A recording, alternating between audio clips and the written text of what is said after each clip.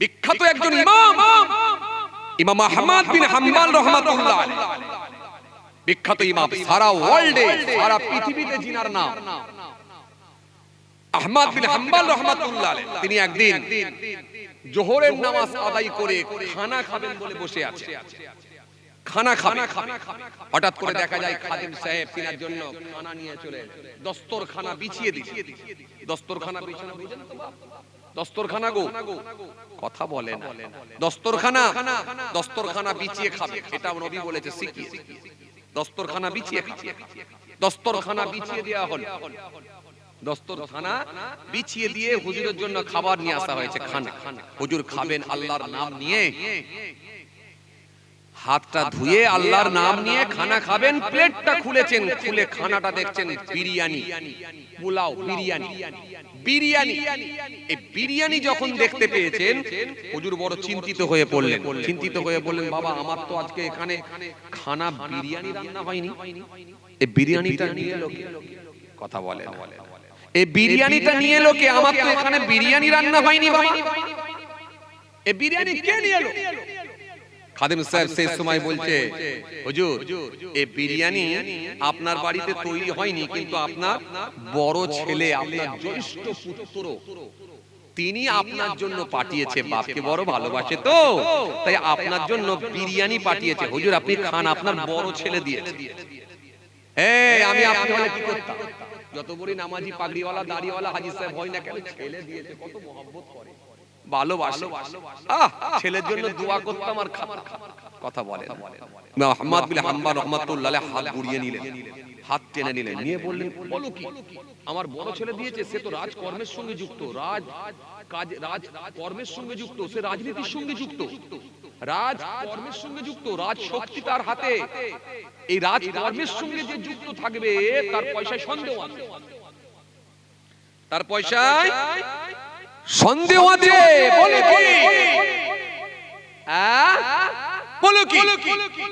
রাজকর্মের সঙ্গে যুক্ত, আর সে আমাকে দিয়েছে বিরিয়ানি, এটা তো খাবো না, আমি খাবো না, সরিয়ে দাও বিরিয়ানি, সরাও সরাও। বিরিয়ানি সরিয়ে দেওয়া হলো। বিরিয়ানি যখন সরিয়ে দেওয়া হলো, হযরত ইমাম আহমদ বিন হাম্বল রাহমাতুল্লাহ আলাইহি বিরিয়ানিটা সরিয়ে দিতে বললেন। বিরিয়ানি সরিয়ে দেওয়া হলো। সরিয়ে দিয়ে বলেন, বাবা আমার দরবারে, আমার বাড়িতে যে খানা রান্না হয়েছে সেটা নিয়ে এসো। হুজুরের বাড়িতে যে গরিবানা খাবার, ডাল, আলু, ছানা ইত্যাদি ইত্যাদি যা হয়েছে, সাদা মাটা খাবার হুজুরের জন্য দেওয়া হয়েছে। হুজুর সেটা আল্লাহর নাম নিয়ে খেয়ে নিলেন। নিয়ে বলেন, এই খানাটাকে সরিয়ে দাও, খানাটা সরিয়ে দাও। হযরত ইমাম আহমদ বিন হাম্বল রাহমাতুল্লাহ আলাইহি হুজুর আমার থাকতে না পেরে খাদেমকে ডেকে বলেন, বাবা খাদেম, এই বিরিয়ানিটা সরিয়ে দাও বাবা, আমার দরবারে তো আজকে বিরিয়ানি রান্না হয় না, আর আমার ছেলে আমার জন্য খানা পাঠিয়েছে বাবা। আমার ছেলে রাজকর্মের সঙ্গে যুক্ত, সুতরাং তার পয়সাও কিছু সন্দেহ রয়েছে। এই খাবারটা আমি মোটি খাবো না, সরিয়ে দাও। খাবো না, সরিয়ে দাও। হযরত ইমাম আহমদ বিন হাম্বল রাহমাতুল্লাহ আলাইহি যখনই হুজুর এই কথা বলেছেন, ওই খাবারটাকে সরিয়ে দেয়া হলো, খানাটাকে সরিয়ে দেয়া হলো। হুজুরের বাড়িতে যে সাদা মাটা খাবার, হুজুরের বাড়িতে যে খানা রান্না হয়েছিল, সেই খানাটা যখন হুজুরকে দেওয়া হলো, হুজুর আল্লাহর নাম নিয়ে খানা খেতে শুরু করলেন। আল্লাহ নাম নিয়ে খানা খাচ্ছেন। খানার ডান দিক থেকে শুরু করেছেন, প্রথম অংশ থেকে খানা খাচ্ছেন। কেন? খানা খাওয়ার আদব আছে, আদব আছে। আর খানা যখন খাওয়া হয়ে যায়, চেটে খেতে হয়। চেটে খাওয়াটাও হলো সুন্নাত। আর খাওয়ার শেষে একটা দোয়া পড়তে হয়, আলহামদুলিল্লাহিল্লাযী আত'আমানা ওয়া সাকানা ওয়া জা'আলানা মিনাল মুসলিমিন। সমস্ত প্রশংসা সে আল্লাহ তাআলার জন্য, যিনি আমাকে খাইয়েছেন, পান করিয়েছেন এবং মুসলমানের অন্তর্ভুক্ত করেছে। হুজুর আমার খানা খেয়ে নিলেন। খানা খাওয়া হয়ে গেল। হুজুরের নিজে হাতে মেহনতের খাবার হালাল খাদ্য, এই হালাল খাদ্যটা হুজুর ভক্ষণ করলেন। কেননা নবী আমার সুন্দর করে বলেছেন, নবী আমার সুন্দর করে জানিয়েছেন, হাদিস পাকের মধ্যে বলেছেন, ইয়াতি আলান নাসি জামান লা ইউবালুল মারউ মা খাযা মিনহা আমিনাল হালাল আম মিনাল হারাম। নবী আমার সুন্দর করে বললেন, অতি সত্বর আমার উম্মতের মধ্যে এমন একটা জামানা আসবে, কেউ কারোর পরোয়া করবে না, কি উপায়ে মাল লাভ করবে, হালাল উপায়ে না হারাম উপায়ে দেখা দেখি থাকবে না। খালি একটাই কথা, যে কোনো ভাবে বড় লোক হতে হবে, কথা ঠিক কিনা? কেউ ঘুষ খেয়ে বড় লোক হবে, কেউ লটারির টিকিট কেটে বড় লোক হবে, কেউ আবার হারাম কাজের সঙ্গে যুক্ত হবে। 50,000 টাকা দে, কাজটা আমি মিটিয়ে দেবো, উদ্ধার করে দেব। তুমি বিপদে হয়েছ, রাজনীতির নেতাদের কাছে তুমি আশ্রয় চাইবে, রাজনীতির নেতারা তোমাকে ওই সুযোগটাকে কাজে লাগিয়ে দিয়ে বলবে 50,000 টাকা দে, তোর দোকানটা আমি তোর হাতে করে দেব, 50,000 লাগবে। কাউকে রফা করবে 1 লাখ টাকা, তোমার জমির দিকটা কেউ বর্গা করে নিয়েছে, কিংবা তোমার সামনের ফলটা সরকারি জায়গাটা কেউ দখল করে নিয়েছে, তুমি উদ্ধার করতে পারছো না। রাজনীতির নেতাদের কাছে যাবে, সে তখন তোমার 50,000 টাকা রফা করবে, কিংবা 70,000 টাকা রফা করবে। রফা করে ওই মানুষটাকে দাবড়ি দিয়ে, হুমকি দিয়ে, 2-5টা 10টা লোক নিয়ে গিয়ে মাথা দিয়ে তুলে দেবে, দিয়ে তোমাকে জায়গা করে দেবে, কিন্তু 70,000 টাকা তাদেরকে দিতে হবে। এইরকম ভাবে হারাম খাওয়ার বিভিন্ন রকম কৌশল থাকবে। অনেক রাজনীতির নেতারা যখন মাছ কিনতে যায় পয়সা দেয় না, অনেক রাজনীতির নেতারা যখন ফল কিনতে যায় পয়সা দেয় না, ফল দোকানওয়ালাকে আগে ভয় পাইয়ে দেয়।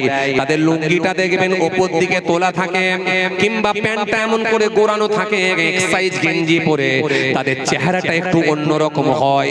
মুডের সঙ্গে গিয়ে বলে, দে 1 কিলো আপেল দে, দে 500 গ্রাম 500 গ্রাম আঙুর দে, দে দে মুসামি লেবু 10টা দিয়ে দে। সব নিয়ে নেবার পরে একবারও পয়সা দেবো না এটা বলবে না, বরং তোমাকে বলবে বিকেল বেলা এসে পয়সা দেবো। ওই যে বিকেল বেলা দেবার নাম করে চলে গেল, কত বিকাল হয়ে গেল, তোমার পয়সা আর হবে না। মাঝে মাঝে তোমার চোখে চোখ পড়ে যাবে, কিন্তু তার দাপট, তার হুঙ্কার, তার মেজাজের কাছে তুমি ভয় পেয়ে যাবে, পয়সা তার কাছ থেকে আদায় করতে পারবে না, পারবে না, পারবে না। এই হারাম খাওয়ার বিভিন্ন রকম পদ্ধতিতে লোক এখন বার করেছে, কথা ঠিক কিনা? এইজন্য আমার নবী সুন্দর করে বললেন, ইয়াদখুলুল জান্নাতা লাহামুন নাবাতা মিনাশ শুতি ওয়া কুল্লু লাহামিন নাবাতা মিনাশ শুতি কানাতিন নারু আউলা বিহি।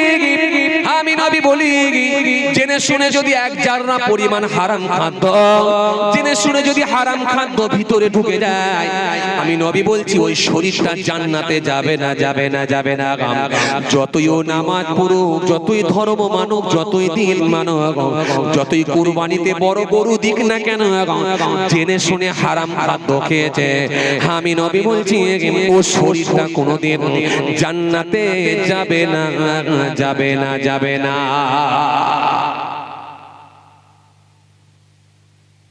এর নাম ইসলাম। ভেজালকে ইসলাম আলাদা করে দিয়েছে। ওই ভেজালের সঙ্গে কোনো আসল থাকতে পারে না। লা ইকরাহা ফিদ্দিন কদ তাবায়্যানা মিনাল গায়, লা ইকরাহা ফিদ্দিন, ধর্মে কোনো জবরদস্তি নাই। কদ তাবায়্যানা মিনাল গায়, স্পষ্ট হয়েছে সত্য আর মিথ্যা, পরিষ্কার হয়ে গেছে সত্য আর অসত্য।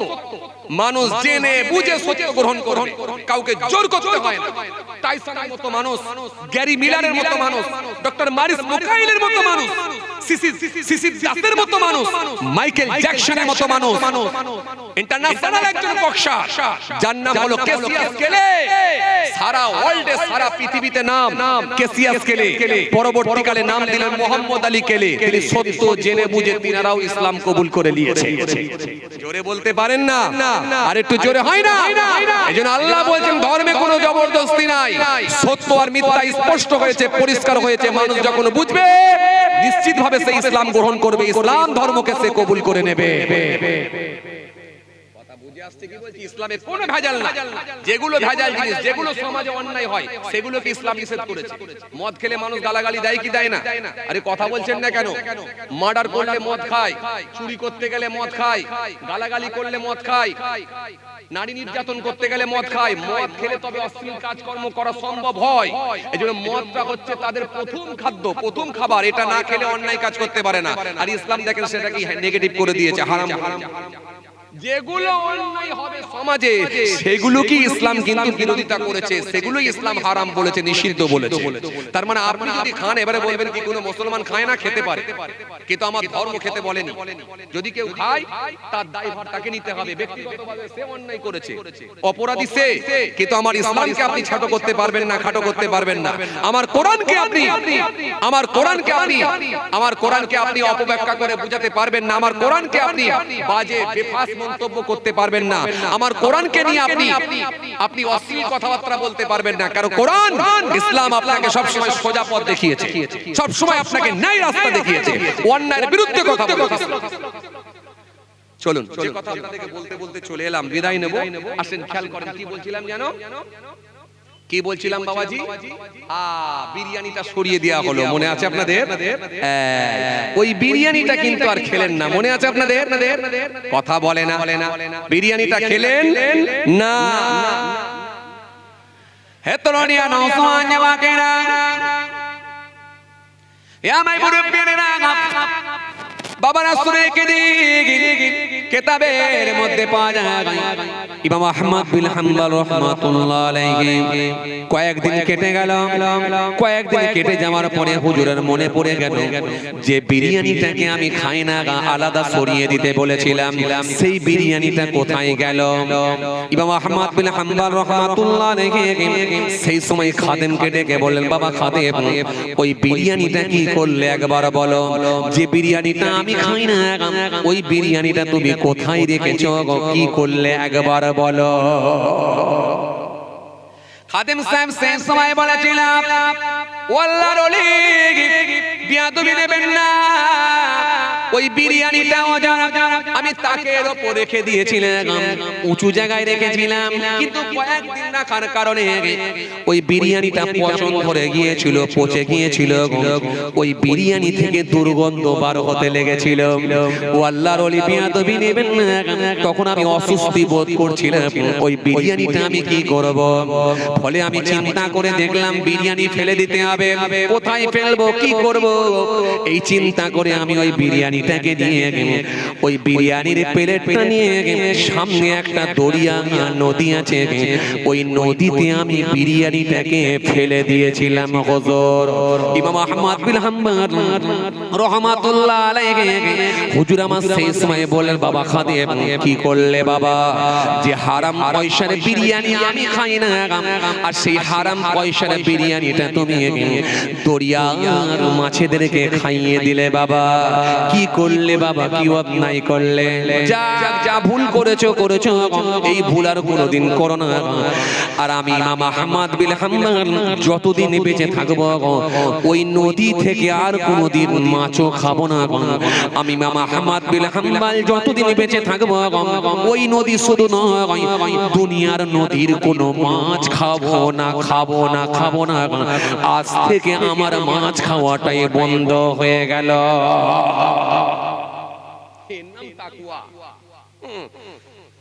গ্রামের দরবেশ লোক সুদখোরের বাড়িতে দাওয়াত খেতে যাচ্ছে, কথা বলে 5 ওয়াক্ত নামাজি, সুদখোরের মেয়ের বিয়ে হচ্ছে, সেখানে খানা খেতে যাচ্ছে। কেন? 27 রকমের আইটেম, কি করব। দাওয়াত করেছে, বড় মুখ করে যাবো নি, অত সহজ। দরিয়ার মাছ খাওয়াটাই বন্ধ হয়ে গেল। তুমি যা করলে, আমি আহমদ বিন হাম্বল আর কোনোদিন মাছই খাবো। এটার নাম তাকওয়া, এটার নাম খোদাভীতি, এটার নাম হলো আল্লাহর ভয়। এই আল্লাহর ভয় যখন পর্যাপ্ত আপনার ভিতরে ঢুকে যাবে, তখন আপনি গেনা, তখন আপনি কামিয়াব। আজ আমাদের মৃত্যুর ভয় এত কেন? এসআইআর ভয় এত কেন, ডিটেনশনের ভয় এত কেন? আমাদের ভেতরে তো সেই এখনো পর্যাপ্ত আল্লাহর ভয় ঢোকেনি, আমরা এখনো সেই পরিপূর্ণভাবে আল্লাহওয়ালা হতে পারিনি। কেন এই ভয়? কেন পরিপূর্ণভাবে যখন কেউ আল্লাহওয়ালা হয়ে যাবে, আল্লাহর ওলি হয়ে যাবে, তখন সে দুনিয়াকে ডিভোর্স দিয়ে দেবে। এই দুনিয়া তার কাছে তুচ্ছ মনে হবে। সে মনে করবে যখন আমি আল্লাহর ডাকে সাড়া দিতে পারবো, আমি যদি ইমানদার হয়, আমি যদি মুমিন হয়, আমার মৃত্যুটাকে আমি ভয় পাবো কেন? বরং আমি মরবো আর তাড়াতাড়ি আমার রবের কাছে পৌঁছাবো। জোরে বলতে পারেন না? আরো জোরে হয় না? আমি মৃত্যুবরণ করব, আমার রবের কাছে পৌঁছে যাব। আমাকে কে মারবে? আরে জানি মেরেও তাই সমস্যা কি আছে? আমাকে মারলেই তো আমি রবের কাছে গিয়ে পৌঁছে যাব। সুতরাং এই পৃথিবীটাকে তাকে তুচ্ছ মনে হবে। এই পৃথিবীর লাভ, এই পৃথিবীর লালসা, এই পৃথিবীর চাহিদা, এই পৃথিবীর মোয়া তাকে আর ভালো লাগবে না। সবকে পরিত্যাগ করবে, সবকে সে দূরে সরিয়ে দেবে, ঠেলে দেবে। এই পৃথিবীকে সে বিসর্জন দিতে শিখবে। এই পৃথিবীকে সে লাথি মেরে দেবে। দরকার নাই, আমি ন্যায়ের পথে, হকের পথে, আল্লাহর পথে থাকবো। বেঁচে থাকলো মারহাবা, আর মৃত্যু যখন হবে তখন মারহাবা, আমার মনিবের কাছে আমি পৌঁছে যাব। কথা কিছু বুঝতে পারছেন? ওয়াজে বিরাট লম্বা চওড়া শুনতে হবে এমনটা নয়।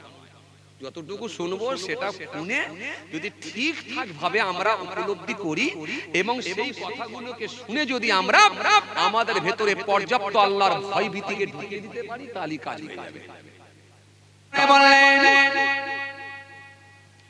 ود كثير من أهل الكتاب لو يردونكم من بعد إيمانكم كفارا حسدا من عند أنفسهم من بعد ما تبين لهم الحق فاعفوا واصفحوا حتى يأتي الله بأمره إن الله على كل شيء قدير।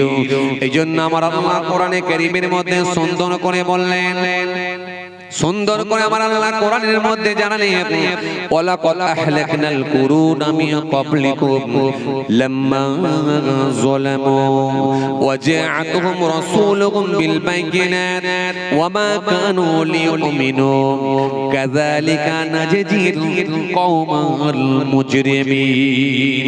এইজন্য আমার আল্লাহ ফির কোরআনের মধ্যে আয়াত দিলেন, ওয়ালাউ ইয়ালাল্লাযীনা যালামু ইয ইয়ারাউনাল আযাব أن القوة لله جميعا وأن الله شديد العذاب। আমার আল্লাহ কোরআনের মধ্যে সুন্দর করে বললেন, ولقد أهلكنا القرون من قبلكم لما ظلموا وجاءتهم رسولهم بالبينات وما كانوا ليؤمنوا كذلك نجزي القوم المجرمين। আল্লাহ কোরআনের মধ্যে আয়াত দিয়ে বললেন, ও বান্দা শোনো, আমি আল্লাহ তোমাদের বলিয়ে গিয়ে আমি আল্লাহ তোমাদেরকে জানিয়ে দিই, শোনো, ওয়ালাকাদ আহলাকনাল কুরুনা মিন ক্বাবলিকুম লাম্মা যালামু, তোমাদের পূর্বে বহু মানুষকে আমি আল্লাহ নির্মূল করে দিয়েছিলাম, তোমাদের পূর্বের বহু মানুষকে আমি আল্লাহ নিশ্চিহ্ন করে দিয়েছিলাম, তোমাদের পূর্বের বহু মানুষকে আমি আল্লাহ তাদের অস্তিত্বকে আমি আল্লাহ বিলীন করে দিয়েছিলাম। একটাই কারণে, লাম্মা যালামু, যখন তারা জুলুম করেছিল। এই জুলুম যখন বেড়ে যাবে, অত্যাচার যখন বেড়ে যাবে, হিংসা যখন বেড়ে যাবে, খুনের রাজনীতি যখন হবে, মেরে নেওয়া, কেড়ে নেওয়া, রাহাজারি যখন বেড়ে যাবে, নিশ্চিতভাবে এই পৃথিবীটার ভালোভাবে চলতে পারে না, সিস্টেম সব চেঞ্জ হয়ে যাবে। এই জন্য মনে রাখবেন, আমার আল্লাহ ধরে না, ধরে না, ধরে না তা বলে আমার আল্লাহ ধরবে, ধরবে না, কিন্তু এটা যেন ভেবো না। ফিরাউনের অস্তিত্বকে আল্লাহ বিলীন করে দিয়েছে, নমরুদের অস্তিত্বকে আল্লাহ বিলীন করে দিয়েছে, সাদ্দাতকে আমার আল্লাহ নির্মূল করে দিয়েছে। এরকম বড় বড় পাওয়ারফুল বাদশাগুলোকে আমার আল্লাহ তাদের নাম নিশানা মিটিয়ে দিয়েছিলেন একটাই কারণে, লাম্মা যুলামু, যখন তারা জুলুম করেছিল। এই অত্যাচারের যখন সব সীমা ছাড়িয়ে যাবে, জুলুমের যখন সব সীমা ছাড়িয়ে যাবে, জুলুম এটা হলো আরবি কথা, যার অবিধানিক অর্থ হলো অত্যাচার, অবিচার, নির্যাতন, নিপীড়ন। জুলুম কথার অনেক অর্থ হয়, অন্ধকার। জুলুমের অনেক অর্থ হয়। যখন এটা ছাড়িয়ে যাবে, সব সীমা ছাড়িয়ে যাবে, নিশ্চিত ভাবে এই পৃথিবীটা আর ভালোভাবে চলবে না। কোন সময়ে কোন গজব দিয়ে আমার আল্লাহ এই পৃথিবীকে ওলট পালট করে দেবে, কোন সময়ে কোন গজব আল্লাহ দিয়ে এই পৃথিবীর মানুষকে আমার আল্লাহ ছত্রভঙ্গ করে দেবেন, কোন সময়ে কোন গজব দিয়ে আমার আল্লাহ এই পৃথিবীর মানুষগুলোকে আমার আল্লাহ জালেমদেরকে কিভাবে আমার আল্লাহ কেমন ভাবে মারবেন, সেই পরিকল্পনা, সেই ছকটা কিন্তু আল্লাহর কাছে রেডি আছে। এজন্য আল্লাহ কোরআনের মধ্যে সুন্দর করে বলেছেন, ওয়ালাউ ইয়ারাল্লাযীনা যালামু ইয ইয়ারাউনাল আযাব আন্নাল কুওয়াতা লিল্লাহি জামিআ ওয়া আন্নাল্লাহা শাদীদুল আযাব। আল্লাহ বলছেন কতই না ভালো হতো, কতই না উত্তম হতো, কতই না ভালো হতো যদি আমার আযাবকে তারা বিশ্বাস করে নিত, আমার ক্ষমতাকে যদি তারা বিশ্বাস করে নিত, আর আমার উপরে তাদের যদি বিশ্বাস জন্মে যেত, এটা কতই না উত্তম হতো। যে যাবতীয় ক্ষমতার মালিক একমাত্র আল্লাহ। এজন্য আল্লাহ বলেন কতই না উত্তম হতো তারা যদি আমার ক্ষমতাকে বিশ্বাস করে নিত। এই পার্থিব জগতের ক্ষমতার মালিক একমাত্র আমি আল্লাহ। আর আমি আল্লাহ বলছি, শাস্তি প্রয়োগে কিন্তু আমি আল্লাহ অত্যন্ত কঠোর। যখন আমি আল্লাহ দেব, কাউকে আমি আল্লাহর চিনব না। কে নেতা কে কেতা কোনো বুঝবো না, কে আমির আর কে ফকির কোনো বুঝবো না। সেদিনে আমি আল্লাহ কারোর কথা কিন্তু আর শুনবো না। ধরি না ধরি না ধরি না, ধরবো যখন তখন ছাড়বো না। কেননা আমি আল্লাহর ক্ষমতায় হলো শ্রেষ্ঠ ক্ষমতা। যখন আমি আল্লাহ দিয়েছিলাম আইলা, পারলে তোরা সামলা, দিয়েছিলাম আইলা, পারলে তোরা সামলা, দিয়েছিলাম আমি আল্লাহ আমফান করে দিয়েছিলাম, যে এলাকায় হয়েছিল খান খান, দিয়েছিলাম আমফান, দিয়েছিলাম আমি আল্লাহ, দিয়েছিলাম আমি আল্লাহ। বুলবুল বড্ড বেড়ে গিয়েছিস, করছিস বড় চুলবুল, তোরা নাম দিলি বুলবুল। আমি আল্লাহ একটা ঝড় দিয়ে তোদেরকে আমি বুঝিয়ে দিয়েছিলাম কেমন ঝড়, একবার দেখ। হ্যাঁ, আমি আল্লাহ দিয়েছিলাম করোনা ভাইরাস। পাবলিক মাথায় হাত দিয়ে বলেছিল কি সর্বনাশ, চলছিল লকডাউন, নেতারাও রেগে আগুন, পাবলিকও পুরো গরম। মাঝে মাঝে আওয়াজ করে বলে কি খাবো বলুন, চলছিল কিন্তু লকডাউন। এগুলো ভুলে গেলে চলবে না, চলবে না, চলবে না। সে আল্লাহর ক্ষমতাই হলো সর্বশ্রেষ্ঠ ক্ষমতা। এজন্য আমাদের প্রত্যেকের নৈতিক দায়িত্ব হলো আল্লাহ মুখী হয়ে যাওয়া, আল্লাহর দিকে ফিরে আসা। কেন আমার আল্লাহ পারে ওলট পালট করে দিতে, আমার আল্লাহ পারে জালেমদের সব কিছু পরিকল্পনাকে আমার আল্লাহ ভেঙে চুরমার করে দিতে। এটা একমাত্র আমার আল্লাহ পারে। জোরে হবে না? এজন্য আমার আল্লাহ সুন্দর করে বলে, সোনা বান্দা, ওয়াজাআতুহুম রাসূলুহুম বিল বাইয়িনাত। অথচ আমি আল্লাহ তাদের কাছে নবী রাসূলদেরকে পাঠিয়েছিলাম। নবীরা গিয়েছিল, রাসূলরা গিয়েছিল ওই বদমাশ মানুষগুলোর কাছে। আমি যে পাঠাই না এমনটা না, আমি আল্লাহ তাদের কাছে পাঠিয়েছিলাম। নূহ নবীকেও আমি আল্লাহ পাঠিয়েছিলাম, ঈসা রুহুল্লাহকে আমি আল্লাহ পাঠিয়েছিলাম, হযরতে সুলাইমান নবীকে পাঠিয়েছিলাম, হযরতে দাউদ নবীকে আমি আল্লাহ পাঠিয়েছিলাম, হযরতে জাকারিয়া নবীকেও আমি আল্লাহ পাঠিয়েছিলাম, হযরতে ইহইয়া নবীকে পাঠিয়েছিলাম, হযরতে সুলাইমান নবীকেও পাঠিয়েছিলাম, হযরতে মুসা কালিমুল্লাহকেও পাঠিয়েছিলাম, হযরতে হুদ নবীকে আমি আল্লাহ পাঠিয়েছিলাম, হযরতে লূত নবীকে আমি আল্লাহ পাঠিয়েছিলাম। তাদের কোরআনের তাফসীরটা একবার পড়ে দেখো, তাদেরকে আমি আল্লাহ ওই জালেমদেরকে কেমন করে নির্মূল করেছি একবার দেখো। একবার তোমরা তাফসীরটা যদি পড়ো, ওই কোরআনের যদি শানে নজুলটা একবার পড়ে দেখো, আমি আল্লাহর ক্ষমতা তোমরা বুঝতে পারবে। আমার ক্ষমতার কাছে কোনো ক্ষমতা টিকবে না, টিকবে না, টিকবে না। এজন্য আল্লাহ সুন্দর করে বলেন, وجاءتهم رسولهم بالبينات وما كانوا ليؤمنوا। আমি আল্লাহ বলি শোনো, তাদেরকে নবী রাসূল দিয়ে পাঠিয়েছিলাম, প্রমাণাদি সহ কিতাব দিয়ে গিয়েছিল, প্রমাণ দিয়েছিল, এরপরও কিন্তু তারা মানে না, লিউমিনু, কিন্তু তারা ঈমান আনে না। আমি আল্লাহকে তারা বিশ্বাস করে না, আমাকে তারা রব বলে মানে না। আর আমি আল্লাহ বলি, কাযালিকা নাজিল কওমাল মুজরিমিন।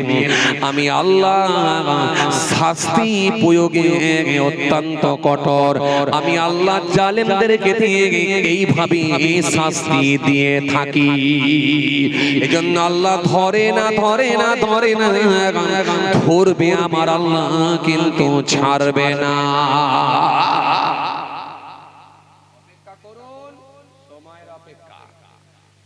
সময়ের অপেক্ষা। আমি তো যা লক্ষণ দেখছি, টুকটাক হলেও তো কিতাব পড়া মানুষ, আমি দেখছি ভাই ভালো লক্ষণ। কোন সময় আমার আল্লাহ পৃথিবী ওলট পালট করে দেবে সেটা আল্লাহই ভালো। কারণ নবী হাদিস দিয়ে গেছেন, কিয়ামতের পূর্বে কিছু লক্ষণ ঘটবে, সে নবী বলে দিয়ে গেছেন। যেগুলো বলেছেন একটা একটা করে সব মিলছে, সব মিলে যাবে। খুন এত বেড়ে যাবে, খুন হত্যা এত বেড়ে যাবে, যাকে মারা হবে সে নিজেই বুঝতে পারবে না আমাকে কেন মারছে। যে মারবে সে নিজে জানবে না যে আমি কেন মারছি। কথা মনে বুঝতে পারেননি আমার। সোশ্যাল মিডিয়ায় কি দেখছে, মাছ কিনতে গেছে, মার্ডার হয়ে গেল, সে নিজে জানে না যে আমি মার্ডার হয়ে যাব, কেন মারছে। যে মারছে সে নিজেও জানে না আমি কেন মারছি, কারণ তাকে লোক ফিট করে দিয়েছে, গন্ডা ফিট করা হয়েছে, তাকে প্রচুর টাকা দেওয়া হয়েছে, গুলি করে দাও, গিয়ে গুলি করে দিল, সে নিজেও জানে না যে আমি কেন মারছি। সব নবীর হাদিস মিলছে, সব নবীর কিন্তু হাদিস মিলছে। এই নমুনাগুলো, লক্ষণগুলো নবী দিয়ে গেছেন, একটা একটা করে সব মিলছে। আর এই লক্ষণগুলো যখন মিলে যাবে, তখন আপনাকে বুঝে নিতে হবে আর পৃথিবীটা খুব বেশি দিন নয়, ও বেশি দিন নয়। এইজন্য এখনো সময় আছে আমাদেরকে ফিরে আসা। বুদ্ধিমান লোক সেই লোকগুলো যে মৃত্যুর আগে একটু প্রস্তুতি নিতে পেরেছে, তৈরি হতে পেরেছে। তৈরি হওয়া মানে সার্বিকভাবে আপনাকে তৈরি হওয়া। শুধু মুখে দাড়ি রাখা আর মাথায় টুপি পরা, গায়ে পা পর্যন্ত জুব্বা পরা, গায়ে জামা পরা আর মাথায় টুপি দেওয়া আর মসজিদে গিয়ে নামাজ পড়া, এই পর্যন্ত শেষ না। আপনাকে টোটালটা মিলিয়ে দেখতে হবে, সার্বিকভাবে আপনাকে দেখে নিতে হবে আপনি কতটা ধার্মিক হতে পেরেছেন। মরার আগে, মৃত্যুর আগে মুসলমান হয়ে যেতে পেরেছেন, দেখে নিতে হবে আপনাকে। আপনার ডিস্টার্ব কোনগুলো, আপনার সমস্যা কোনগুলো, সেগুলোকে সঠিক সমাধান দেওয়া, সেটাকে সঠিক সলিউশন দেওয়া, সেটাকে সঠিক সমাধান দেওয়া। আপনি নামাজি, ধার্মিক, ইমানদার, আল্লাহওয়ালা মেনে নিয়েছি, কিন্তু আপনার বিবি, আপনার স্ত্রী, আপনার আহলিয়া, তিনি তো এখনো ধার্মিকা হতে পারেননি, তিনি তো এখনো বেপরদার মধ্যে ঘুরে বেড়াচ্ছেন, তিনি তো এখনো দিন মানেননি, ধর্ম ঠিকঠাক ভাবে করেননি, তিনি এখনো তো পর্যন্ত তার মধ্যে অশ্লীলতা দেখা দিচ্ছে। তখন আপনাকে বুঝে নিতে হবে আপনার আল্লাহর দরবারে কিন্তু আপনাকেও ধরা খেতে হবে। কেন? ওই ফ্যামিলির হেড আপনি, ওই ফ্যামিলির হেড আপনি। লা তুলহিকুম আমওয়ালুকুম ওয়ালা আওলাদুকুম আন যিকরিল্লাহ। কোরআনে এসেছে একাধিক আয়াত, একাধিক জায়গায় আল্লাহ আয়াত দিয়েছেন, আপনাকে মিলিয়ে দেখতে হবে, দেখে নিতে হবে। আপনি নামাজ পড়েন, আপনার পরিবার নামাজ পড়ে, কিন্তু আপনার বড় ছেলেটা এখনো দিন মানেনি, ধর্ম মানেনি, সে হারাম খাদ্যের সঙ্গে সম্পৃক্ত, হারাম খাদ্যের সঙ্গে সে সংযুক্ত, হারাম খাদ্যের সঙ্গে সে লেগে আছে, তার মধ্যে হারাম খাদ্য ঢুকছে, আপনি কোনোদিন প্রতিবাদ করেননি, কোনোদিন তার বিরোধিতা করেননি। আপনি ওপেন জানেন আমার ছেলে লটারির সঙ্গে যুক্ত, কিন্তু না, ছেলে আমাকে রাগ করবে, গরম দেখাবে, দুটো কথা উল্টে আমাকে বলবে, আরে প্রতিবাদ করুন। প্রতিবাদের ধারা তো অনেক রকম আছে, অনেক রকম আছে। নবী বলেছে প্রতিবাদ কর, হাত দিয়ে প্রতিবাদ কর, কোন অন্যায় দেখলে হাত দিয়ে প্রতিবাদ কর। হাত দিয়ে যদি প্রতিবাদ করাটা আপনার কাছে যদি কষ্টকর হয়ে যায়, যদি মনে হয় যে হাত দিয়ে প্রতিবাদ করা সম্ভব নয়, অসুবিধা নাই। নবী বলেছে জবান দিয়ে প্রতিবাদ কর, মার্জিত ভাষায়, ভালো ভাষায়, সুন্দর করে গুছিয়ে আপনার ছেলেকে বলুন, ছেলে আমি দুবার হজ করেছি বাবা, আমি যতটা পারি ধর্ম মানি, আমি নামাজ পড়ি, আমার দ্বারাই কোনোদিন এই অন্যায় কাজটা হয় না, আর তুমি লটারি কাটছো আমি শুনছি, এটা চরম অন্যায়। বাবা ছেলে আর কেটো না, কেটো না বাবা, আপনি ভালো করে মার্জিত ভাষায়, হাসি মুখে, সুন্দর ভাষায় আপনি বলুন। এরপরে যখন দেখবেন হলো না, একবার দুবার তিনবার বললেন হলো না, তখন আপনি ঘৃণা মনে করে ছেলের সঙ্গে আপনি সম্পর্ক বিচ্ছিন্ন করে দেন। ঝগড়া নাই, কোনো নাই, কিন্তু না আমি তোমার সঙ্গে আর কোনো সম্পর্ক রাখবো না, আমি কথা বলবো না তোমার সঙ্গে, কারণ তুমি শরীয়ত বহির্ভূত কর্মের সঙ্গে যখন যুক্ত হয়েছো, তোমার সঙ্গে আমার কোনো সম্পর্ক থাকতে পারে না। আপনি মানে ভুলভাবে বুঝবেন না যে আপনি বলছেন যে বাপ বেটায় সম্পর্ক নষ্ট করুন, এটা নয়। যে ছেলে জাহান্নামী হয়ে যাবে ওই ছেলের সঙ্গে সম্পর্ক রেখে লাভটা কি হবে? কথা বলেন। যে ছেলে জাহান্নামী হয়ে যাবে ওই ছেলেকে আপনি সাপোর্ট করবেন কেন? ওই ছেলেকে সাপোর্ট করা মানে তো অন্যায়কে প্রশ্রয় দেওয়া, অন্যায়কে সমর্থন করা। ছেলে জাহান্নামী হয়ে যাচ্ছে, তাকে আপনি, ছেলে বিপদগামী হচ্ছে, তাকে আপনি উদ্ধার করবেন না, বাঁচাবেন না, বলবেন না আপনি। আপনার ছেলের সঙ্গে সম্পর্ক খারাপ করতে আমি বলিনি, কিন্তু আপনাকে বলেছি আপনি তখন হাত দিয়ে পারেননি, জবান দিয়ে পারেননি, তখন ঘৃণা মনে করে সরে আসতে হবে, তার সঙ্গে আপনি আর অন্তর থেকে মিশতে পারবেন না। এটাই ইসলাম বলেছে, কারণ সে অন্যায় কাজের সঙ্গে যুক্ত, অন্যায় কাজের সঙ্গে যুক্ত। কথা বুঝতে পারছেন? ইমাম আহমদ বিন হাম্বল রাহমাতুল্লাহ কিতাবের মধ্যে এসেছে, সেই সময় রাসূলুল্লাহ দোয়া করেছেন, আল্লাহ এই 313 জন ব্যক্তি আল্লাহ যদি নির্মূল হয়ে যায়, শেষ হয়ে যায়, আগামী দিনে আপনাকে ডাকবে কে? আপনাকে রব বলে ডাকবে কে? হে তরুণিয়া নওজওয়ান জামাকেরা, হে আমার মুরব্বিরা, বাবারা শুনে আল্লাহ নবী সেই সময় দোয়া করলেন, আল্লাহ এই 313 জন মানুষ, অল্প সংখ্যক মানুষ যদি আল্লাহ নির্মূল হয়ে যায়, এই অল্প সংখ্যক মানুষ যদি শেষ হয়ে যায়, আপনাকে আর কিয়ামত পর্যন্ত ডাকবে কারা? আমার আল্লাহ সেই সময় বলেছিলেন, ও আমার হাবিব চিন্তিত হবেন না, ও আমার দোস্ত বিচলিত হবেন না, টেনশন করবেন না, চিন্তিত হবেন না, আমি আল্লাহ এই যুদ্ধে আপনাকে এবং আপনার সঙ্গী সাথীদেরকে জয় করব।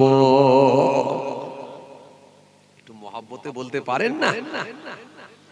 আমার আল্লাহ ফেরেশতাকে পাঠালেন, যাও জিবরাইল ফেরেশতা চলে যাও। হযরত জিবরাইল ফেরেশতা এসে হাজির হয়ে গেলেন। হযরত জিবরাইল ফেরেশতা এসে গন্ডি কেটে কেটে দেখিয়ে দিলেন, ও আল্লাহ নবী চিন্তিত হবেন না, কোন জায়গায় কে মরে পড়ে থাকবে সেই জায়গাগুলো আমি জিবরাইল ইন্ডিকেট করে দেখিয়ে দিচ্ছি। এই জায়গায় অমুক মুশরিক, এই জায়গায় অমুক মুশরিক, এই জায়গায় অমুক মুশরিক, আমি গন্ডি কেটে কেটে চিহ্নিত করে দেখিয়ে দিচ্ছি, ইন্ডিকেট করে দিচ্ছি। ও আমার নবী শুনে রেখে দেন, এই যুদ্ধে আল্লাহ আপনাকে এবং আপনার সঙ্গীদেরকে আল্লাহ জয় করবে। এই জন্য যে সমস্ত হাজী সাহেবেরা মক্কা শরীফ থেকে মদিনা শরীফে যায়, যেতে যেতে দেখতে পায় একটা বালির পাহাড় আছে, বালির পাহাড়। এই পাহাড়টা হলো বালির পাহাড়, 1500 বছর হয়ে গেল কত ঝড়, কত ঝাপটা, কত পানি, কত সুনামি, কত সাইক্লোন ওই পাহাড়ের উপর দিয়ে চলে গেছে, কিন্তু ওই বালির পাহাড় এখনো ঠিক একই ভাবে আছে। এই পাহাড়টা পাথরের পাহাড় নয়, এই পাহাড়টা হলো বালির পাহাড়, যে পাহাড়েতে আল্লাহ আকাশ থেকে ফেরেশতা নামিয়েছিলেন। ফেরেশতা নামিয়ে দিয়ে ঈমানদার দিগকে আল্লাহ জয় করে দিয়েছিলেন। কথা বুঝতে পারছেন? দুটো দিক। এক, আপনি যদি আল্লাহওয়ালা হয়ে যেতে পারেন, প্রকৃত আল্লাহওয়ালা হলে আল্লাহ হয় আপনাকে বাঁচাবে, আর এর পরেও যদি আপনাকে মুসিবতে সম্মুখীন হতে হয়, বিপদের সম্মুখীন হতে হয়, বিপদ আপনাকে যদি না ছাড়ে, তাহলে বুঝতে হবে আপনাকে আল্লাহ পরীক্ষা নিচ্ছেন। হয় পরীক্ষা, না হলে হেফাজত। এই দুটোর ভেতরে একটা হয়। কেন ঈমানদারদেরকে আল্লাহ বলে যে আমি পরীক্ষা নেব, টেস্ট করব। পরীক্ষা নিতেই পারে, না নেওয়ার কিছু না। স্বয়ং রাসূলুল্লাহ সাল্লাল্লাহু আলাইহি ওয়াসাল্লামকে পরীক্ষা নেওয়া হয়েছে। রাসূলুল্লাহ সাল্লাল্লাহু আলাইহি ওয়াসাল্লামকে পর্যন্ত মার খেতে হয়েছে, দান মুবারক শহীদ হয়ে গিয়েছে, রক্তে জবিন লাল হয়ে গিয়েছে। তায়েফবাসীরা আমার নবীর উপরে কি না অত্যাচার করেছিল। নবী জুলুমের শিকার হয়েছিল, নবী অত্যাচারের শিকার হয়েছিল, নবী দান মুবারকটা শহীদ হয়ে গিয়েছিল, রক্তে জমিন লাল হয়ে গিয়েছিল। তায়েফের মানুষগুলো বাচ্চাদেরকে লেলিয়ে দিয়েছিল। ওই বাচ্চাগুলো পাথর, কাঁকর, পাথর আমার নবীর উপরে নিক্ষেপ করেছিল। নবীর পিঠের উপরে তারা উটের নাড়ি ভুঁড়িগুলোকে চাপিয়ে দিয়েছিল। তারা নবীকে উপহাস করেছিল, পরিহাস করেছিল, ঠাট্টা করেছিল, বিদ্রূপ করেছিল। ফেরেশতারা এসে বলেছে, ইয়া রাসূলুল্লাহ, ইয়া রাসূলুল্লাহ, একবার অনুমতি দেন, উহুদ পাহাড় তুলে নিয়ে এসে চাপিয়ে দিয়ে ওদেরকে নির্মূল করে দেব। নবী কাঁদতে কাঁদতে বলেছিলেন, শোনো ফেরেশতা, আমি আল্লাহর দরবারে চাই না ওদেরকে নির্মূল করে দেয়া হোক, এটা আমি চাই না। ওরা আমাকে জানে না, ওরা আমাকে চেনে না, ওরা আমাকে বোঝে না, তাই আমার উপরে নির্মমভাবে অত্যাচার করেছে। আর যদি ওরা মারাই যায়, তাহলে আগামী দিনে আমাকে নবী বলে কে ডাকবে? আর আমার আল্লাহকে আল্লাহ বলে ডাকবে কে? ডাকার লোক থাকবে না। সুতরাং আল্লাহর দরবারে আমি দোয়া চাই, আল্লাহ এদেরকে তুমি হেফাজত করো, আল্লাহ এদেরকে তুমি হেদায়েত করো, এদেরকে তুমি হেদায়েত করো, এদেরকে তুমি হেদায়েত করো। নবী হেদায়েতের দোয়া চেয়েছিলেন। আর নবী বলেছিলেন, একান্ত যদি হেদায়েত না হয়, এদের পরবর্তী জেনারেশন যারা আসবে তাদেরকে তুমি হেদায়েত করো। নবী হেদায়েতের দোয়া চেয়েছিলেন। সেই হেদায়েতের দোয়া আল্লাহ বলছেন তোমরাও চাও, আর তোমরা ধৈর্য ধারণ করো, তোমরা এড়িয়ে চলো, আর আমার দরবারে দোয়া চাও। সুতরাং এই আল্লাহর দরবারে দোয়া চাওয়া ছাড়া আর হেদায়েতের দোয়া চাওয়া ছাড়া আর দ্বিতীয় কোন রাস্তা আছে বলে আমার মনে হয় না। গোটা পৃথিবীতে মুসলমান মার খাচ্ছে, তাকিয়ে দেখেন।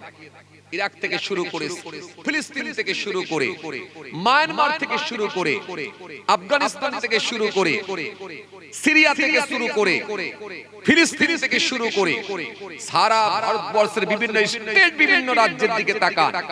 উত্তরপ্রদেশ থেকে শুরু করে, বিহার থেকে শুরু করে, আসাম থেকে শুরু করে, বিভিন্ন স্টেট, বিভিন্ন রাজ্যের দিকে তাকান। সর্বত্র মুসলমান মার খাচ্ছে।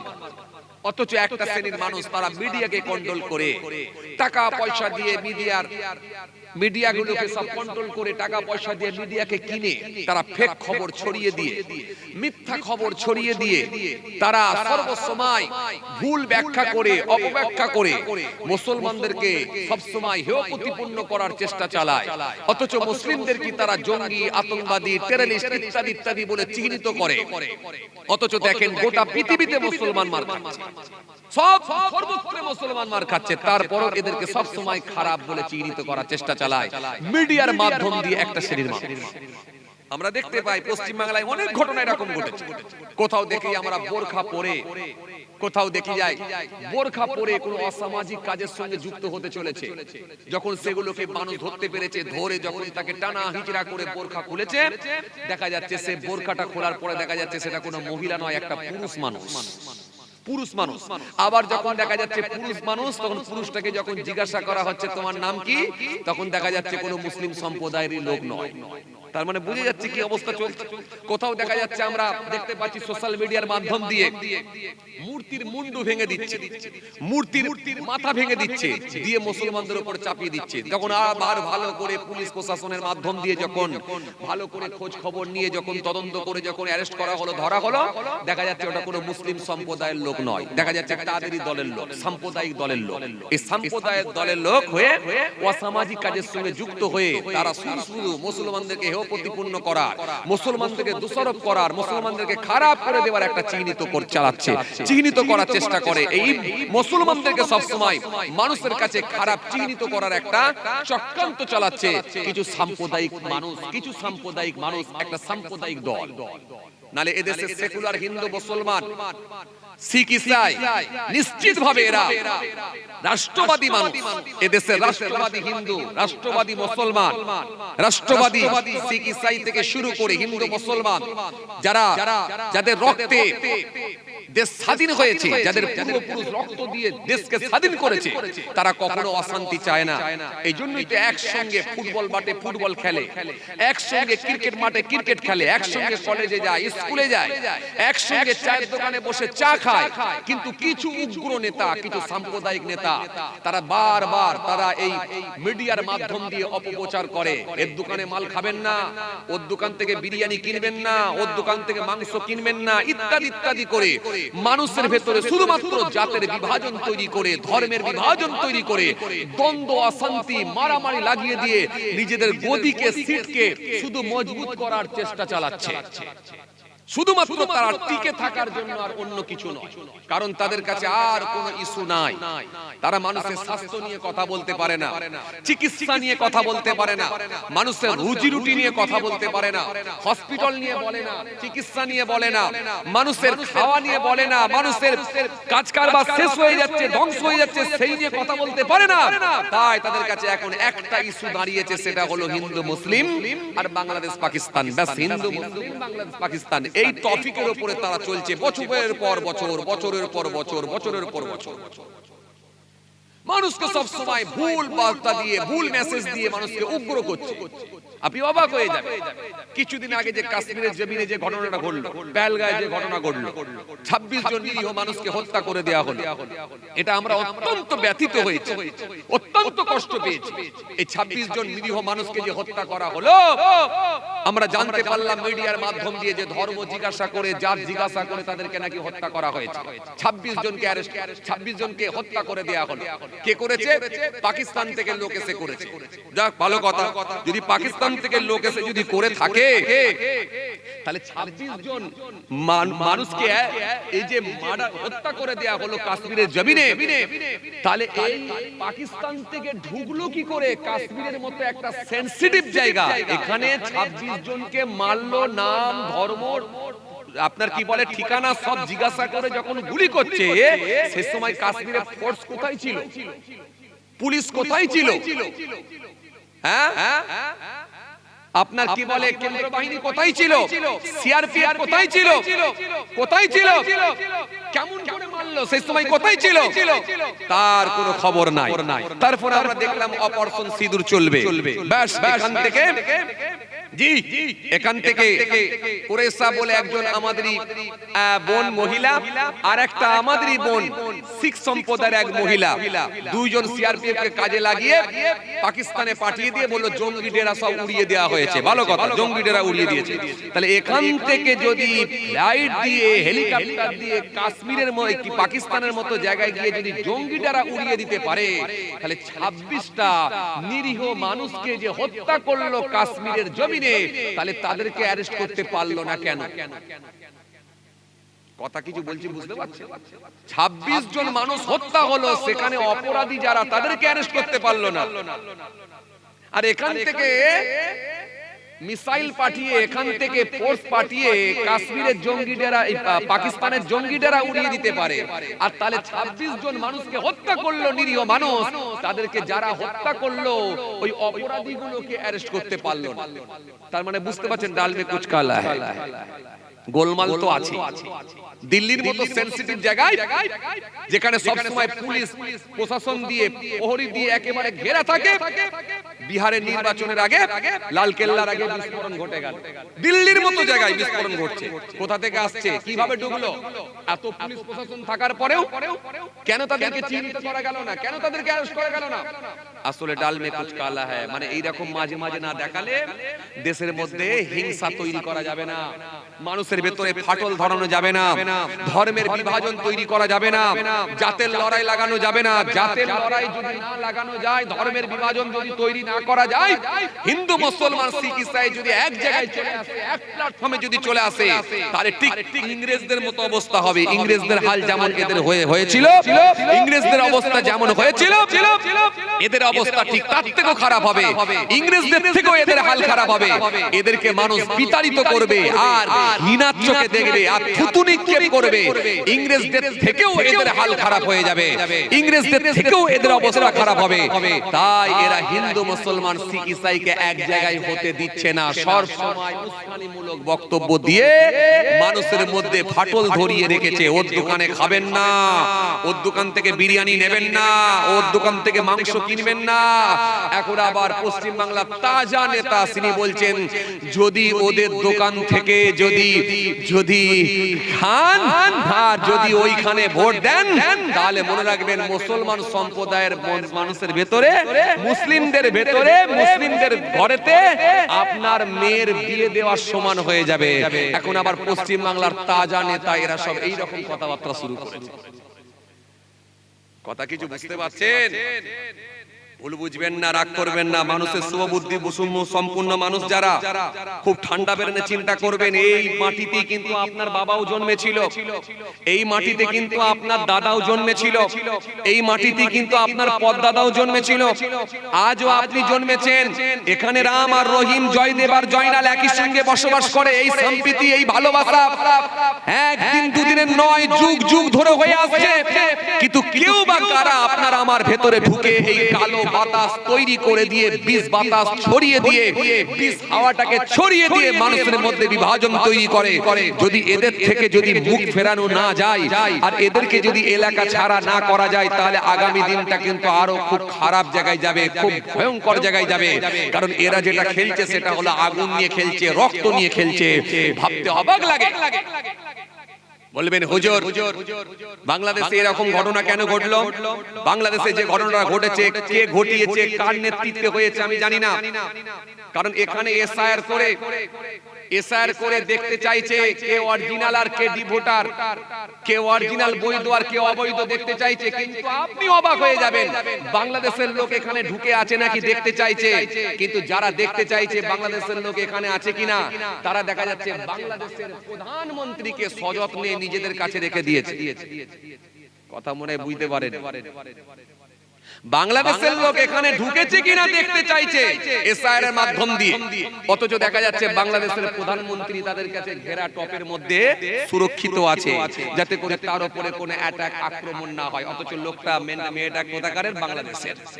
তাহলে বাংলাদেশের প্রধানমন্ত্রী নিরাপদ, কিন্তু বাংলাদেশের লোক যদি এখানে কেউ থাকে, তাকে এসআইআর করে চিহ্নিত করে ডিটেনশন ক্যাম্পে ঢোকাতে হবে। কিন্তু বাংলাদেশের প্রধানমন্ত্রী সে আজকে সুরক্ষিত, মাসের পর মাস ঘেরা টপের মধ্যে তাকে রেখে দেওয়া হয়েছে, যাতে করে তার শরীরের উপরে কোনো আঘাত না হয়। কিন্তু কার মাধ্যম দিয়ে, কোন কৌশলে এই দীপু দাসকে হত্যা করা হলো সেটা আমি জানি না, বলতে পারবো না। সবই মিডিয়ার খবর। কেন? মিডিয়া অনেক কিছু করতে পারে, মিডিয়া অনেক কিছু করতে পারে, মিডিয়া ভুল মেসেজ দিতে পারে, মিডিয়া ফেক খবর ছড়াতে পারে, মিডিয়ার দ্বারাই সব সম্ভব। কিন্তু কার মাধ্যম দিয়ে, কার নেতৃত্বে, কার ইন্ধনে বাংলাদেশে দীপু দাস হত্যা হয়েছে তা আমি জানি না। কিন্তু মনে রাখবেন, দীপু দাস হত্যা হয়েছে, এটা চরম অন্যায় হয়েছে। যারা দীপু দাসকে হত্যা করেছে তার তীব্র নিন্দা জানাই, ধিক্কার জানাই। আমরা এই পশ্চিম বাংলার জমিনে আমরাও মিছিল করেছি, মিটিং করেছি, আন্দোলন করেছি, তার প্রতিবাদ জানিয়েছি। আমরা বাংলাদেশ সরকারের কাছে আবেদন করেছিলাম, বাংলাদেশ সরকার বাংলাদেশ সরকারের কাছে আমরা আবেদন করেছিলাম যে ওই দীপু দাসের হত্যাকারী যারা আছে তাদেরকে চিহ্নিত করা হোক, চিহ্নিত করে দৃষ্টান্তমূলক শাস্তি দেন, ফাঁসি দেন। আমরা ফাঁসির আর্জি করেছি, আমরা ফাঁসি চেয়েছি। সুতরাং বাংলাদেশ সরকারকে আমরা ধন্যবাদ দেব। ওই দীপু দাসের যারা খুনি আসামি তাদেরকে চিহ্নিত করে অ্যারেস্ট করতে পেরেছে। কিন্তু আমাদের দুর্ভাগ্য বলতে হয়, পশ্চিম বাংলা তথা ভারতবর্ষের বিভিন্ন স্টেট, বিভিন্ন রাজ্যের দিকে যদি আমরা তাকাই, দেখি প্রত্যেক দিন প্রতিনিয়ত সংখ্যালঘু হত্যা হচ্ছে। কিন্তু এদেশের সরকার কি ব্যবস্থা নিয়েছে? কি ব্যবস্থা নিয়েছে? তাবরেজ আনসারী থেকে শুরু করে, জোনায়েত থেকে শুরু করে, সানাউল্লাহ থেকে শুরু করে, বিহারের একজন কাপড় ব্যবসায়ী, ফেরিওয়ালা কাপড় ব্যবসায়ী আতিক আহমেদ থেকে শুরু করে, মুর্শিদাবাদের জুয়েল রানা থেকে শুরু করে একাধিক মুসলিম হত্যা হয়েছে সংখ্যালঘু। কিন্তু তাদের জন্য কি ব্যবস্থা নিয়েছে দেশের নেতারা? এখানকার নেতারা কি ব্যবস্থা নিয়েছে? বরং যদি কোন রকমে যদি তাদেরকে, অপরাধীগুলোকে চিহ্নিত করে অ্যারেস্ট করা হয়েছে, এই অ্যারেস্ট কেন হলো সেটাকে নিয়েও কিছু মানুষ মিছিল মিটিং করেছে। অ্যারেস্ট হবে কেন? বরং তাদেরকে জামিন করানো হয়েছে। আবার জামিন যখন করানো হয়েছে, তাদের গলায় ফুলের মালা পরিয়ে দিয়ে, তাদেরকে বড় সিংহাসন দিয়ে তাদেরকে বরণ করে নেওয়া হয়েছে অপরাধীগুলোকে। এগুলো আমরা সচক্ষে দেখছি, এগুলো অস্বীকার করার কোনো জায়গা নাই। আমাদের ছোট্ট বোন আসিফাকে হত্যা করে দেওয়া হয়েছে নির্যাতন করে। আমাদের একটা আপা, আমাদেরই এক বোন বিলকিস বানুকে শারীরিক অত্যাচার করা হয়েছে, নির্যাতন করা হয়েছে। কিন্তু ওই অপরাধীগুলোকে যখন চিহ্নিত ও অ্যারেস্ট হলেও কিন্তু তাদেরকে গলায় ফুলের মালা পরিয়ে দিয়ে বরণ করে নেওয়া হয়েছে, তাদেরকে ছাড়িয়ে নেওয়া হয়েছে, জামিন করা হয়েছে। বরং তাদেরকে ভালো ভালো পদে দেওয়া হয়েছে, বরং ভালো ভালো তাদেরকে চাকরি দেওয়া হয়েছে, নেতা বানিয়ে দেওয়া হয়েছে। কারণ তুমি মুসলমান হত্যা করেছো, তোমাকে যেন চাকরি দেওয়া হচ্ছে। তুমি মুসলমান হত্যা করেছো, তোমাকে নেতা বানিয়ে দেওয়া হয়েছে। ভুলে গেলে তো চলবে না। মালদার আপনাদের জানা আছে আফরাজুল, সেই রাজস্থানের জমিনে মনে আছে যাকে পুড়িয়ে মারা হয়েছিল, গাঁতি দিয়ে কুপিয়ে পেট্রোল ছড়িয়ে দিয়ে পুড়িয়ে মারা হয়েছিল, প্রকাশ্য দিবালোকে পুড়িয়ে মারা হয়েছিল। সেই আফরাজুলের খুনি, তাকে অ্যারেস্ট করা হয়নি, বরং তাকে বড় নেতা বানিয়ে দেওয়া হয়েছে। এগুলো তো আমাদের ভারতবর্ষে হয়েই থাকে। তাহলে আজকে আমরা কোথায়? চিন্তা করে, দীপু দাসকে যারা হত্যা করেছে এটাও অন্যায়, আফরাজুলকে যারা হত্যা করেছে এটাও অন্যায়, দীপু দাসকে যারা হত্যা করেছে এটাও অন্যায়, বিলকিস বানুকে যারা নির্যাতন করেছে এটাও অন্যায়, দীপু দাসকে যারা হত্যা করেছে এটাও অন্যায়, তাবরেজ আনসারীকে যারা হত্যা করেছে এটাও অন্যায়, দীপু দাসকে যারা হত্যা করেছে এটাও অন্যায়, এটা অন্যায়। আর বিহারের আতিক আহমেদকে যারা হত্যা করেছে এটা অন্যায়। সুতরাং এই অন্যায়কে অন্যায় বলতে হবে। অন্যায়কে যদি অন্যায় না বলেন, তাহলে মনে রাখবেন আগামী দিন কিন্তু আরো ভয়ানক জায়গায় যাবে, ভয়ঙ্কর জায়গায় যাবে। সেদিনে কিন্তু আর কিন্তু ফিরে আসার কোনো রাস্তা থাকবে না। অন্যায়, এই অন্যায়কে অন্যায় বলতে হবে, অপরাধকে অপরাধ বলতে হবে। এই অপরাধী যদি কেউ হয়ে থাকে, তাকে দৃষ্টান্তমূলক শাস্তি দেওয়া উচিত। কিন্তু বড় আফসোস, শাস্তি দেবে কে? শাস্তি দেওয়ার কে আছে? এই অন্যায়কে প্রশ্রয় দেয় কিছু মানুষ, কিছু মানুষ তাদেরকে আবার উঁচু জায়গা করে দেয়। এই জন্য আমার আল্লাহ কোরআনের মধ্যে সুন্দর করে কাজ হয়ে যাবে, অন্য কিছু নয়। আল্লাহ দেখতে চাই শুধু মানুষের ভেতরে ভয় ভীতি, তাকওয়া। সে আমাকে কতটা ভয় পেয়েছিল এটা দেখতে। ওসব ফেক দাড়িওয়ালা, ফেক জুব্বাওয়ালা, ফেক টুপিওয়ালা আল্লাহ পছন্দ করে না। ইন্নাল্লাহ লা ইয়ানজুরু ইলা সুআরিকুম ওয়া আমওয়ালিকুম ওয়ালাকিন ইয়ানজুরু ইলা কুলুবিকুম ওয়া আমালিকুম। ইন্নাল্লাহ, নিশ্চয় আল্লাহ তাআলা লা ইয়ানজুরু, নাজারা থেকে ইয়ানজুরু, মুজারে সিগা, লা ইয়ানজুরু দেখেন না, ইলা সুআরিকুম, সুরাত, চেহারা, ফেস, লুক, গেটআপ আল্লাহ দেখেন না। লা ইয়ানজুরু ইলা সুআরিকুম ওয়া আমওয়ালিকুম, তাদের মালও আল্লাহ দেখেন না। দেখেন কি? ওয়ালাকিন ইয়ানজুরু ইলা কুলুবিকুম ওয়া আমালিকুম, দেখেন কেবলমাত্র মানুষের অন্তর আর কর্মটা দেখেন, তার ভিতরটা কেমন ছিল আর কতটা আমার ভয় ভীতি ছিল। কথা বুঝতে পারছেন? ভিতরটা কেমন ছিল আর পৃথিবীর জমিনে কি কর্ম করেছিল, তার কর্মটা কেমন ছিল আর আমার ভয় ভীতি কতটা ছিল, এটার উপরে ডিসাইড করে আল্লাহ জান্নাত জাহান্নাম ঠিক করে দেবে। ব্যাস, আপনাকে আর কিছু করতে হবে না। ওই কুরবানিতে 70-72 হাজার টাকা গরু কে বলেছে আপনাকে? সব দেখানো ইবাদত আল্লাহর দরবারে পছন্দ হয় না। বরং দেখানো ইবাদত যদি হয়ে যায় আল্লাহর দরবারে, সেটা শিরিক হয়ে যাবে, শিরিক। নবী বলেছে দেখানো আমল করাটাও হলো শিরিক। দেখানো আমল আল্লাহ পছন্দ করেন। কথা বুঝে আসছে? যাই হোক, কিছু সময় আলোচনা করলাম বাবা বর্তমান সিচুয়েশনের উপরে। আমার জন্য দোয়া করবেন, আমিও আপনাদের জন্য দোয়া করি। আল্লাহ আমাদের সকলকে বলার থেকে শোনার থেকে বেশি বেশি করে আমল করার তৌফিক দেন। সকলে বলি আল্লাহুম্মা আমিন।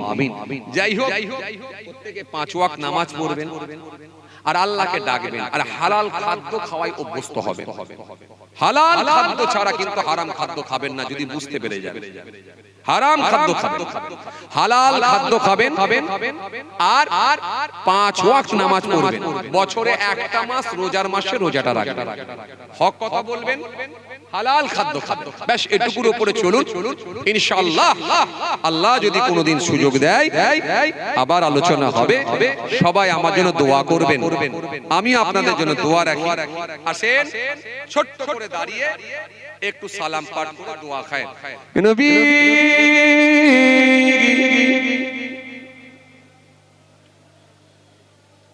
যাবো আর এক জায়গায়,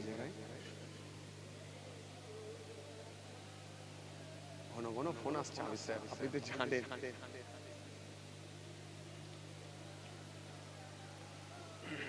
সাল্লাল্লাহু আলাইকা। आज है ईदे मुबारक, आज है रोज़े मुसर्रत, आज है वक़्त बिलादत, आज है मिलाद ख़ासरात, या नबी सलाम, या रसूल सलाम, या हबीब सलाम अलैका, सलावतु अलैका, या नबी सलाम लो आमार, या रसूल सलाम लो आमादेर, या हबीब सलाम लो मोरा जे सबाई गुनाहगार, या नबी सलाम अलैका, आरो जोरे या रसूल या हबीब सलावतु अलैका। मीमू से मदीने हे वाले, हे से हसमी हे वाले,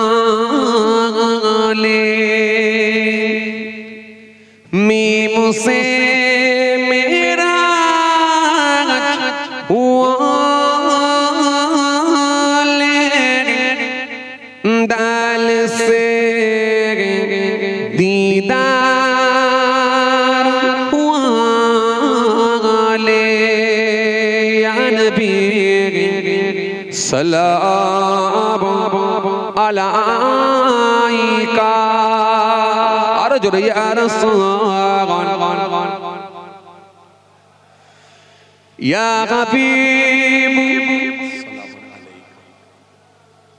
सलावतु अलैका। আমায় নবীর আব্বাজান আব্দুল্লাহ,